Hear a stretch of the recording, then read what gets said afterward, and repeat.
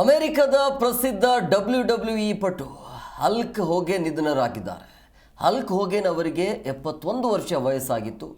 ಫ್ಲೋರಿಡಾದಲ್ಲಿರುವ ತನ್ನ ಮನೆಯಲ್ಲಿ ಹೃದಯಾಘಾತದಿಂದ ಸಾವನ್ನಪ್ಪಿದ್ದಾರೆ. ಹಲ್ಕ್ ಹೋಗೆನ್ 1980ರ ದಶಕದಲ್ಲಿ ವರ್ಲ್ಡ್ ರೆಸ್ಲಿಂಗ್ ಎಂಟರ್ಟೈನ್ಮೆಂಟನ್ನು ಜನಪ್ರಿಯತೆಗೆ ತರಲು ಮಹತ್ವದ ಪಾತ್ರ ವಹಿಸಿದರು.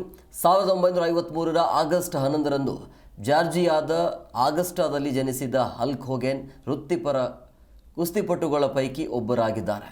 ಸೊ WWE ಕುಸ್ತಿಪಟು ಹಲ್ಕ್ ಹೋಗೆನ್ ಹೃದಯಾಘಾತದಿಂದ ನೋಡಿ 71 ಇಯರ್ಸ್ ಅಂದರೆ 71 ವರ್ಷದಲ್ಲಿ ಹೃದಯಾಘಾತಕ್ಕೆ ಬಲಿಯಾಗಿದ್ದಾರೆ.